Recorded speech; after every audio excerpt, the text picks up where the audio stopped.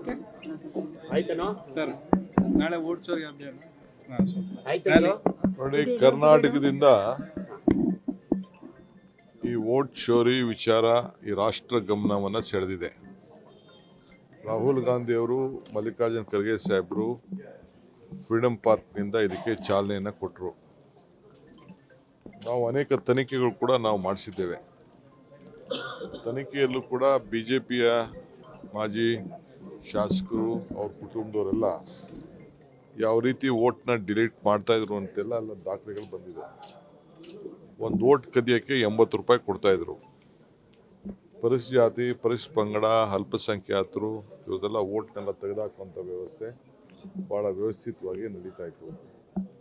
ಇದು ಅನೇಕ ಕ್ಷೇತ್ರಗಳಲ್ಲಿ ನಡ್ಕೊಂಡು ಬರ್ತಾ ಇದನ್ನು ಮಹದೇವಪುರ ಇರ್ಬೋದು, ಗಾಂಧಿನಗರ ಇರ್ಬೋದು, ಆಳಂದ ಇರ್ಬೋದು ಮತ್ತು ದೇಶದ ವಿವಿಧ ರಾಜ್ಯಗಳಲ್ಲಿ ಕೂಡ ಇದು ನಡ್ಕೊಂಡು ಬಂದದ್ದನ್ನು ನಮ್ಮ ನಾಯಕರಾದಂಥ ರಾಹುಲ್ ಗಾಂಧಿಯವರು ಅನೇಕ ಪ್ರಶ್ನೆಗಳನ್ನು ಕೇಳಿದರು. ಇವತ್ತವರೆಗೂ ಉತ್ತರ ಕೊಡಲಿಲ್ಲ. ನಮಗೆ ಮಾಹಿತಿ ಕೊಡಿ ಅಂತ ಕೇಳ್ತಾರೆ. ನಾವು ಅವ್ರಿಗೆ ಮಾಹಿತಿಯನ್ನು ಕೇಳಿದ್ರೆ ಮಾಹಿತಿ ಹಕ್ಕು ಕಾಯ್ದೆ ಈ ದೇಶದಲ್ಲಿ ಬಂದಿದೆ, ಅದು ಕೂಡ ಕೊಡ್ತಾ ಇಲ್ಲ. ನನ್ನೇ ಕೇಳಿದ್ರು, ನಾನು ಎತ್ಕೊಂಡೋಗಿ ರೆಪ್ರೆಸೆಂಟೇಷನ್ ಕೊಟ್ಟು ಬಂದೆ, ಕೆಲವು ಇನ್ಫಾರ್ಮೇಷನ್ ಬೇಕು ಅಂತ. ನನಗೆ ಬಿಡಿ, COD ಎನ್ಕ್ವೈರಿ ಮಾಡಿದಾಗ ನಮ್ಮ ಪೊಲೀಸ್ ಆಫೀಸರ್ಸು 18 ಕಾಗದ ಬರೆದವ್ರೆ, ನಮಗೆ ಡಾಟಾ ಕೊಡಿ ಅಂಥೇಳಿ.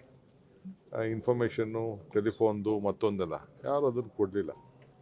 ಆದರೂ ತನಿಖೆ ಮಾಡಿ ರಿಪೋರ್ಟ್ ಕೂಡ ಈಗಾಗಲೇ ಬಂದಿದೆ. ನಂಬರ್ 1.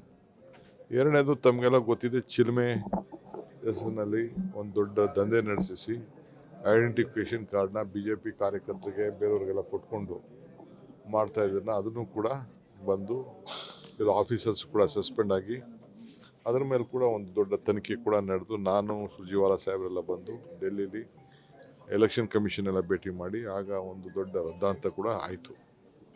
ಅದು ಕೂಡ ಒಂದು ದೊಡ್ಡ ಪ್ರೋಸೆಸ್ಸಲ್ಲಿ ಇದೆ. ಸೊ ಇದನ್ನೆಲ್ಲ ರಾಜ್ಯದ ಜನತೆಗೆ ತಿಳಿಸ್ಬೇಕು, ದೇಶದ ಜನತೆಗೆ ತಿಳಿಸ್ಬೇಕು ಅಂತ. ಇದು ಬರೀ ಕರ್ನಾಟಕದ ಪ್ರಾಬ್ಲಮ್ ಅಲ್ಲ. ಹರಿಯಾಣ ಇರ್ಬೋದು, ಬಿಹಾರ ಇರ್ಬೋದು, ಬೇರೆ ಬೇರೆ ಕಡೆ ಎಲ್ಲ ಕಡೆನೂ, ಮಹಾರಾಷ್ಟ್ರ ಎಲ್ಲ ಕಡೆನೂ ಈ ರೀತಿ ಎಲ್ಲ ನಡ್ಕೊಂಡು ಬಂದಿದೆ. ಇದನ್ನು ನಾನು ಎಲೆಕ್ಷನ್ನು ನಾವು ಗೆದ್ದಿರ್ಬೋದು, ಸೋತಿರ್ಬೋದು, ಅದು ಬೇರೆ ವಿಚಾರ. ಪ್ರಜಾಪ್ರಭುತ್ವ ಉಳಿಸ್ಬೇಕು, ಸಂವಿಧಾನ ಉಳಿಸ್ಬೇಕು, ಮತದಾನದ ಹಕ್ಕು ನಮ್ಮೆಲ್ಲರಿಗೂ ಕೂಡ ಕೊಡಿಸ್ಬೇಕು ಅನ್ನೋದು ನಮ್ಮ ಪಕ್ಷದ ಉದ್ದೇಶ. ರಾಹುಲ್ ಗಾಂಧಿಯವರಾಗಲಿ, ಖರ್ಗೆ ಸಾಹೇಬರಾಗಲಿ ಅವ್ರ ಸ್ವಂತಕ್ಕೇನು ಮಾಡ್ತಾಯಿಲ್ಲ. ಈ ದೇಶದ ಪ್ರಜಾಪ್ರಭುತ್ವದ ವ್ಯವಸ್ಥೆಯಲ್ಲಿ ಎಲ್ಲರಿಗೂ ನ್ಯಾಯ ಕೊಡಬೇಕು ಅಂತೇಳಿ ನಾವು ಹೋರಾಟ ಮಾಡ್ತಾಯಿದ್ದೀವಿ. ಆ ನಿಟ್ಟಿನಲ್ಲಿ ಕರ್ನಾಟಕದಿಂದ ಕೂಡ ಸಾವಿರಾರು ಜನ ಬಂದಿದ್ದಾರೆ. ಸೊ ಬೇಕಾದಷ್ಟು ಜನ ಎಲ್ಲ ನಮಗೆ ಟ್ರೈನು ಸೋಮಣ್ಣವ್ರು ಕೊಡ್ತೀವಿ ಅಂತ ಹೇಳಿದರು.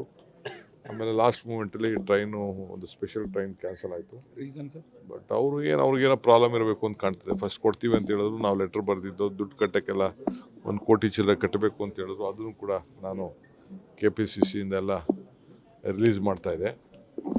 ಅಷ್ಟೊತ್ತಿಗೆ ತಿರ್ಗಾ ಇಲ್ಲ, ಕೊಡೋಕ್ಕಾಗಲ್ಲ ಅಂಥೇಳಿ ಮಾಹಿತಿ ಬಂತು. ಸೊ ಅದಕ್ಕೆ ನಾನು ಆಯಿತು, ಇನ್ನೇನು ಮಾಡೋಕ್ಕಾಗ್ತದೆ ಅಂತ ಕೆಲವೆಲ್ಲ ಬೋಗಿಗಳಲ್ಲಿ ಅವರವರೇ ಬುಕ್ ಮಾಡಿಕೊಂಡು ಎಲ್ಲ ಬಂದಿದ್ದಾರೆ. ಫ್ಲೈಟ್ಸಲ್ಲೂ ಕೂಡ ಬಂದಿದ್ದಾರೆ. 1000ಕ್ಕೂ ಹೆಚ್ಚು ಜನಕ್ಕೆ ಈಗಾಗಲೇ ನಾವು ರೂಮ್ಗಳು ಕೂಡ ನಾವು ಮಾಡಿಕೊಟ್ಟಿದ್ದೇವೆ. ಫಸ್ಟ್ ಯಾರು ರಿಜಿಸ್ಟರ್ ಮಾಡ್ಕೊಂಡಿದ್ದೆ ಅವ್ರು ಮಾತ್ರ ಮಾಡಿಕೊಟ್ಟಿದ್ದೇವೆ. ಲಾಸ್ಟಲ್ಲಿ ನಮ್ಮ ಕೈಲಿ ಮಾಡೋಕ್ಕಾಗಲಿಲ್ಲ. ಈಗ 3-4 ಜಾಗದಲ್ಲಿ ಆಗಿದೆ. ಸೊ ವ್ಯವಸ್ಥಿತವಾಗಿ ನಡ್ಕೊಂಡು ಬಂದಿದೆ. ಸೊ ನಮ್ಮ ಅನೇಕ 100ಕ್ಕೂ ಹೆಚ್ಚು ಜನ ಶಾಸಕರು, ವಿಧಾನ ಪರಿಷತ್ ಸದಸ್ಯರು ಅವರು ಕೂಡ ಎಲ್ಲ ಬರ್ತಾಯಿದ್ದಾರೆ. ಅಸೆಂಬ್ಲಿ ನಡೀತಾ ಇದೆ, ಅದು ಕೆಲವೆಲ್ಲ ವಾಪಸ್ ಹೋಗಬೇಕಾಗಿದೆ. ಆ ದೃಷ್ಟಿಯಿಂದ ಇವತ್ತು ನಾನು ಮುಂಚಿತವಾಗಿ ಸ್ವಲ್ಪ ನೋಡೋಣ ಅಂತ ಬಂದಿದ್ದೇನೆ. ಸರ್, ಈಗ 2 ಬಾರಿ ಪ್ರೆಸ್ ಮೀಟ್ ಮಾಡಿದಾಗಲೂ ಕೂಡ ರಾಹುಲ್ ಗಾಂಧಿ ಅವರು ಎಲ್ಲೆಲ್ಲಿ ಸಮಸ್ಯೆಗಳಾಗಿತ್ತು ಆ ಪ್ರತ್ಯಕ್ಷದರ್ಶಿಗಳನ್ನ ಪ್ರೆಸೆಂಟ್ ಮಾಡುವಂಥದ್ದನ್ನು ಮಾಡಿದ್ರು. ಈಗ ನಾಳೆ ಏನಾದರೂ ಆ ರೀತಿಯಾದಂಥದ್ದು ಈಗ ನೋಡಪ್ಪ, ರಾಹುಲ್ ಗಾಂಧಿ ಅವರು ಸತ್ತೋಗಿರೋರನ್ನು ಭೇಟಿ ಮಾಡಿದ್ದಾರೆ. ಯಾರು ಸತ್ತೋಗಿದ್ದಾರೆ, ಯಾರು ಓಟು ಸತ್ತೋಗಿದ್ದಾರೆ ಅಂತ ಡಿಲೀಟ್ ಮಾಡಿದ್ದಾರೆ, ಅವ್ರನ್ನ ಕರೆಸು ಕೂಡ ಭೇಟಿ ಮಾಡಿದ್ದಾರೆ. ಸೊ ನೀವೆಲ್ಲ ಸೇರಿ ಇನ್ವೆಸ್ಟಿಗೇಷನ್ ಮಾಡಿ ಒಂದೇ ಮನೆಯಲ್ಲಿ 80 ಓಟ್ ಇದ್ದಿದ್ದು ಆ ಮನೆಗೂ ಕೂಡ TV ನೀವೇ ಎಲ್ಲ ತೋರಿಸಿದ್ದೀರಿ. ಇವೆಲ್ಲ ಕೂಡ ಆಗಿದೆ. ನಾಳೆ ನಾವೇನು ಪ್ರದರ್ಶನ ಏನು ಮಾಡಬೇಕಾಗಿಲ್ಲ. ಇರೋವಂಥ 1-2 ಅವರ್ ಟೈಮಲ್ಲಿ ನಾವು ಏನು ಜನಕ್ಕೆ ಸಂದೇಶ ಕೊಡಬೇಕು, ಜಾಗೃತಿ ಮೂಡಿಸ್ಬೇಕು, ಆ ಕೆಲಸನ ನಮ್ಮ ಪಕ್ಷ ಮಾಡ್ತದೆ. ನಮ್ಮ ಪಕ್ಷ ಇರೋದೇ ಈ ದೇಶದ ಒಂದು ಬದ್ಧತೆಗೋಸ್ಕರ. ಈ ದೇಶಕ್ಕೆ ಸ್ವಾತಂತ್ರ್ಯ ಕೊಟ್ಟಿದೆ, ಈ ದೇಶಕ್ಕೆ ಸಂವಿಧಾನ ಕೊಟ್ಟಿದೆ, ಈ ದೇಶಕ್ಕೆ ರಾಷ್ಟ್ರಧ್ವಜ ಕೊಟ್ಟಿದೆ, ರಾಷ್ಟ್ರಗೀತೆ ಕೊಟ್ಟಿದೆ. ನಿಮ್ಗೆ ಅನೇಕ ಹಕ್ಕುಗಳನ್ನು ಕೂಡ ನಾವೆಲ್ಲ ಕೊಟ್ಟಿದ್ದೀವಿ. ನಾಳೆ ಸಂಜೆ 7 ಗಂಟೆ ಸೋನಿಯಾ ಗಾಂಧಿ ಬಹುತೇಕ ಭೇಟಿಗೆ. ನೋಡಪ್ಪ, ನನಗೆ ಈಗ ಸದ್ಯಕ್ಕೆ ಈಗ ಬಂದಿದ್ದೀನಿ. ಏನಾದ್ರು ಕೇಳೋರು ಇದ್ದೀರಾ? ನಿಗದಿ ಕೊಟ್ಟಿದ್ದಾರೆ ಅಂತ ಮಾಹಿತಿ. ಆ ರೀತಿ ಚರ್ಚೆ ನನಗೆ ಇದ್ರ ಜೊತೆಗೆ ನನಗೊಂದು ಕಾಟ ಇದೆ. ನನಗೆ ನನ್ನ ತಮ್ಮಂಗೆ ಇವರು ಅದ್ಯಾವುದೋ ಪೊಲೀಸ್ ಸ್ಟೇಷನ್ ಅವರು ನೋಟಿಸ್ ಕೊಟ್ಟವ್ರೆ. 19 ಒಳಗಡೆ ಬಂದು ನೀವು ನಮಗೆ ಅದೇ ನಾವು ಕೊಡಬೇಕು, ನ್ಯಾಷನಲ್ ಅವಾರ್ಡ್ ದುಡ್ಡು ಕೊಟ್ಟಿದ್ದೆ ನಾವು. ಸೊ ಅದು ಹೇಳಿದ್ದಾರೆ. ಅದು ನಮ್ಮ ಲಾಯರ್ಗೆ ಬರೋಕ್ಕೆ ಹೇಳಿದ್ದೀನಿ. ಸೊ ಸೋಮವಾರ ಏನಾದ್ರು ಹೋಗ್ತೀರಾ ಸರ್? ಮೋಸ್ಟ್ಲಿ ನಾನು ಹೋಗ್ಬೇಕಾಗ್ತದೆ. ನೀವೇನಾದ್ರೂ ಕೇಳಿದ್ರೆ ಸರ್? ಖುದ್ದು ಹೋಗ್ತೀರಾ ಅಥವಾ ಉತ್ತರ ಮಾತ್ರ ನೋಡ್ತೀನಿ. ಫಸ್ಟು ನಮ್ಮ ಲೀಗಲ್ ಫ್ರೆಂಡ್ಸ್ ಎಲ್ಲ ಭೇಟಿ ಮಾಡಬೇಕಲ್ಲ. ನಿಮ್ಮಂಥವ್ರ ಸಲೆಲ್ಲ ತೆಗೆದುಕೊಂಡು ಮಾಡ್ತೀನಿ. ಖುದ್ದಾಗಿ ಹೋಗ್ಬೇಕಾದ್ರೂ ನಿಮ್ಗೆ ತಿಳಿಸ್ತೀನಿ ನಾನು. ಸರ್ ಏನಾದ್ರು ಕೇಳಿದ್ರೆ ಸರ್ ನೀವೇನಾದ್ರು ಸರ್ ಮಾಡ್ತೀರಾ ಸರ್? ಸಮಯ ಏನಾದ್ರು ಕೇಳಿದ್ರೆ ಅಂತ ನಾನು ನೋಡಪ್ಪ, ನಾಳೆ ಬೆಳಗ್ಗೆ ನಾನು ಮಧ್ಯಾಹ್ನ ಊಟಕ್ಕೆ ಹೋಗ್ತಾ ಇದ್ದೀನಿ. ನನ್ನ ಊಟಕ್ಕೂ ಕರೆದಿದ್ದಾರೆ. ಎಲ್ಲಿ? ಇಂದಿರಾ ಭವನಲ್ಲಿ ಊಟಕ್ಕೆ ಹೋಗ್ತೀನಿ. ಊಟಕ್ಕೆ ಹೋದಾಗ ಎಲ್ಲರೂ ನಮ್ಗೆ ಸಿಗ್ತಾರೆ. ಎಲ್ಲ ಇಲ್ಲಿಗೆ ಬಂದು ದೇವಸ್ಥಾನಕ್ಕೆ ಬಂದಾಗ ಎಲ್ಲರೂ ಕೈ ಮುಕ್ಕೊಂಡು ಹೋಗ್ತಾ ಇರ್ತೀವಿ.